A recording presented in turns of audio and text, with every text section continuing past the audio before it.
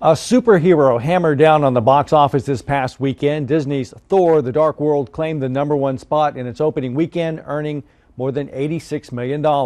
Paramount's hidden camera comedy Bad Grandpa still has legs. The movie came in second this past weekend, earning another $11.3 million. And Relatively Media's 3D animated kiddie flick Freebirds soared into third place, earning $11.2 million. Well, there's just one new movie opening up in wide release this week in the theaters. Here's Sean McBride, the movie guy, with a preview of Best Man Holiday. Christmas in New York. It's going to be great. 15 years after the movie The Best Man hit theaters, that film's sequel, The Best Man Holiday, arrives as an uneven but mostly welcome reunion show. When your wife and your ex, it's like mob wives up in here. This Christmas comedy/drama reunites a superb cast of actors playing old college chums who get together for the holidays. Friendships are tested as the characters get reacquainted, renew old rivalries, and even rekindle some old romantic flames. Donde está el mistletoe? Best Man Holiday does get a little schmaltzy for me in the end, and it seems a bit overbloated at times, but it's nevertheless a pretty solid comedy. The cast is charming, quite funny, and the screenplay puts them through some fun trials. All in all, Best Man Holiday is a pretty good way to kick off the holiday movie season with some old movie friends. We used to be best friends. You're my boy, and I miss you. I can't tell you how good it is to have all of us under the same roof again. And that's what's new at the movies this week. I'm Sean McBride, the movie guy. And Sean McBride, the movie guy, joins us via Skype. Hi, Sean. How are you?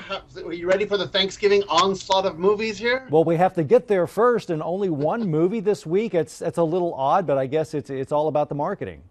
Well, it's also about the screen count, because remember, next week we've got Hunger Games going to open up. We've also got Delivery Man.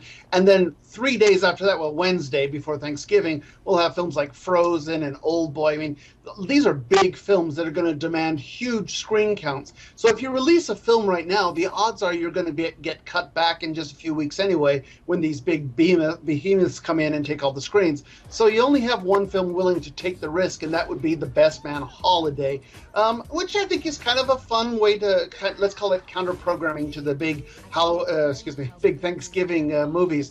A fun movie, a pretty good little comedy. It's a sequel of sorts to The Best Man, which came out in 1999, so it's a long-awaited sequel. But basically, if you remember that movie, it was about a bunch of African-American college friends sort of dealing with their lives and their relationships, somewhat described as the Big Chill done with an African-American cast. Well, this is a sequel, so they're all getting together 15 years later, and, the same problems occur. There's some jealousies, and there's some friendships that are in trouble, and also some friendships are renewed. There's some sexual shenanigans going on here. It's a comedy, but it's a dramedy, let's call it, because, there's some very good actors working here, some really good actors, and it's a nice little bit of drama. I think it gets a little schmaltzy at the end for my own personal taste. But that's fine. It's a holiday movie, so for years you'll see this on TV. Every time the holidays come around, you'll want to say, hey, there's that Christmas movie with, with Taye Diggs, and great casting. So